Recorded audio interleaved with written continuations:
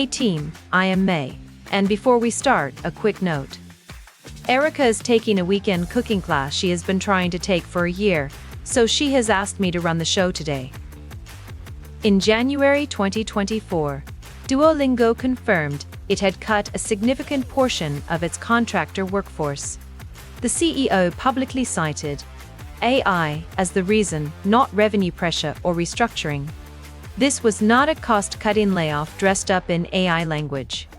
It was the first major named case of a consumer tech company explicitly saying AI had replaced the humans doing translation and content work, and the statement was made publicly and deliberately. The same period saw CNET publishing AI-generated financial explainers without clear disclosure, with several containing factual errors that readers caught before the editors did. Sports Illustrated published AI-generated articles under fake author names that the outlet had invented entirely, exposed by Futurism in November 2023. BuzzFeed announced it would use AI for content creation and then laid off a significant part of its news division the same year, confirming these were not experiments but budget decisions already made. Last episode, we walked the Big Four accounting announcements and the BLS bookkeeper fork. Today is a different kind of disruption, because creative work was supposed to be the last category to face this pressure. The data says that assumption is already wrong.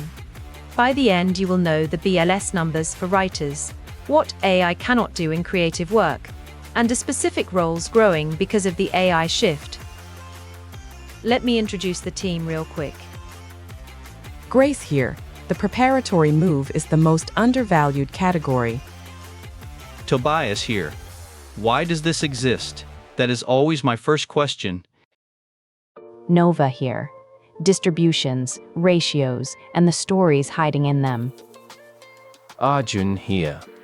I came to slow down the part labeled obvious.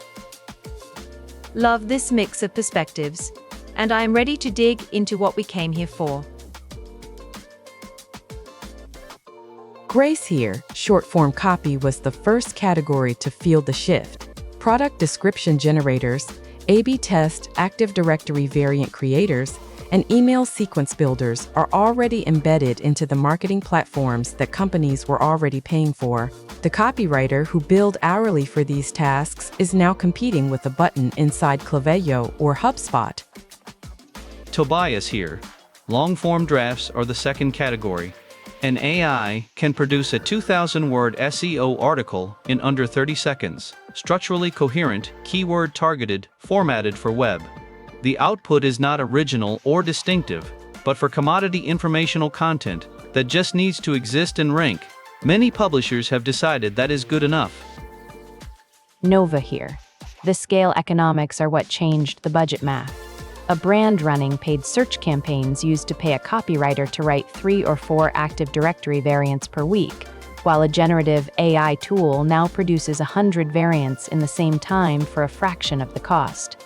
The experiment and iterate cycle that used to require human headcount now requires AI compute and one human to review the output.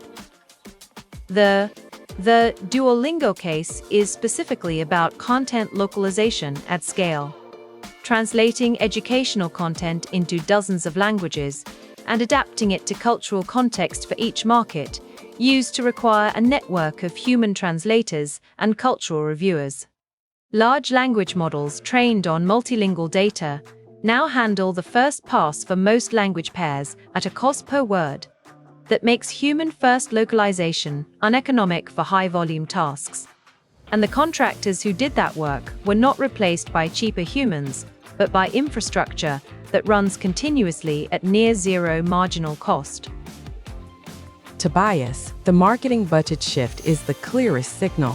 When AI writing tools appeared as line items in marketing software subscriptions, the first thing that moved was the contractor budget.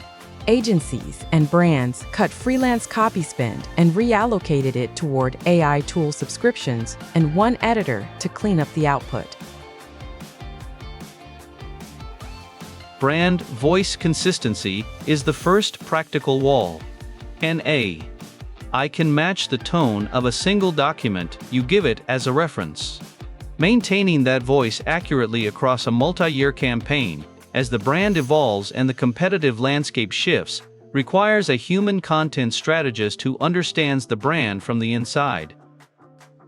Original reporting is a category the AI cannot touch. An investigative piece requires interviews, document reviews, and source development over months of on-the-ground presence. The CNET in sports illustrated failures happened on commodity content, not on original investigation. Regulated industries are a hard legal wall. Financial content regulated by FINRA and pharmaceutical marketing reviewed by the FDA. Both require a licensed human to review and sign off before anything goes public.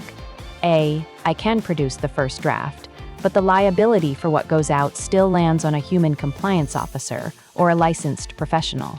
That legal structure is not changing on any near-term timeline, and it is the reason regulated industry content work is structurally protected. Arjun here. Strategic narrative is where the highest value creative work lives. Deciding how a company positions itself against a competitor or what story it tells in a funding pitch requires judgment about markets, audiences, and timing that no AI model is equipped to provide. Nova, the accountability gap is worth naming directly. If an AI generates defamatory content or a false advertising claim, the legal liability falls on the human who published it. That creates a compliance ceiling on how far any responsible organization will go in removing humans from the content review chain. The BLS projects writers and authors as a category to decline 4% through 2032. Topping off. The headline number understates the divergence inside the profession. Commodity content roles, which is the SEO article and product description work, are shrinking faster. Editors, content strategists, and roles that involve supervising and improving AI output are growing or holding steady. The named layoff pattern across Duolingo, CNET, and BuzzFeed is consistent in what it targeted: high-volume commodity content. Vice followed the same pattern for identical reasons. None of these companies laid off their senior editors, their brand strategists, or their investigative teams. The cuts landed on the humans doing the most automatable tier of the work. The demand signal that most people in creative work have missed is that AI is creating new roles as it eliminates old ones. AI editor, content operations manager, and prompt specialist are titles that are appearing in job postings at a measurable rate. The common thread is that they require someone who understands content quality and can supervise what the AI produces. Arjun, on the freelance side, the data is blunt. Commodity copywriting rates on major freelance platforms dropped significantly between 2023 and 2025, as clients discovered they could get a first draft from an AI and use the freelancer only to edit it. The rate floor collapsed, while the volume of available gigs also shrank. The premium tier held because the demand for strategy and compliance writing did not go away. What changed is where the floor sits. Freelancers who can only produce commodity content are competing with a tool that charges $10 a month. Freelancers who own strategic or regulated industry writing are still commanding rates that no AI subscription replaces. A AI editor role is the fastest growing adjacent title right now. Companies that are using AI to generate first drafts at scale need someone who can review the output for accuracy, brand alignment, and anything the AI got wrong.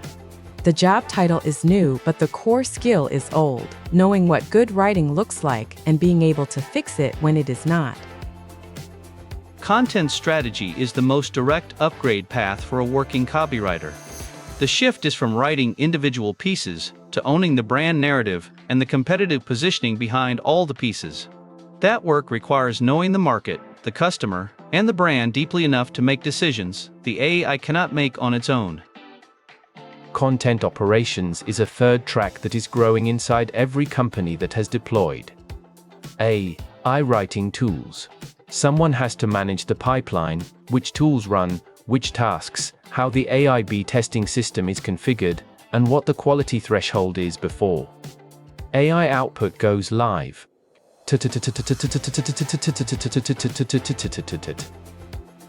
Grace, regulated industry content is a specific niche worth targeting. Financial services, pharmaceutical marketing, and legal communications all require human review before anything goes out. A writer who understands compliance requirements in one of these industries is selling a skill that AI alone cannot legally replace.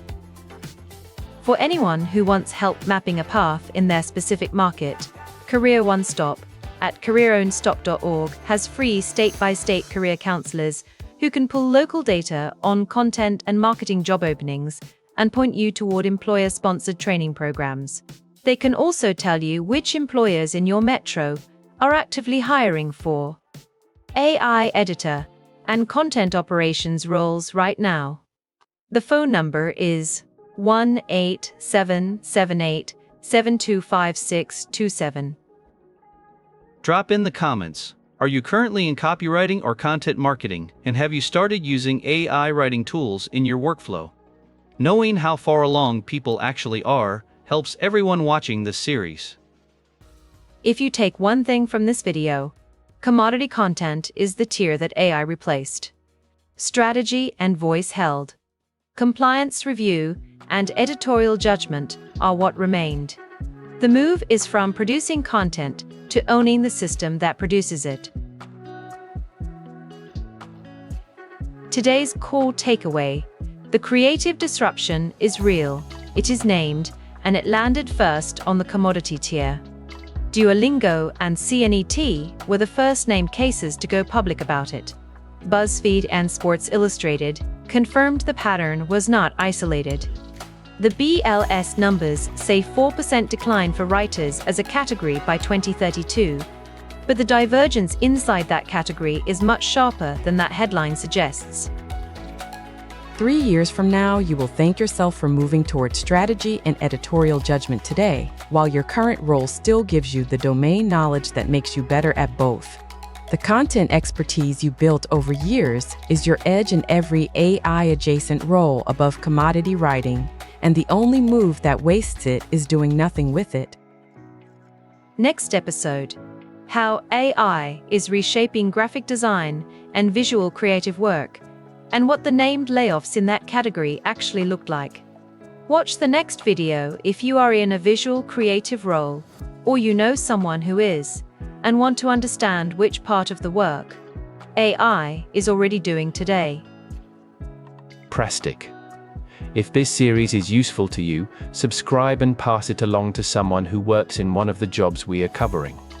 Every episode names the actual companies and the actual layoff events, plus the BLS data on the occupation.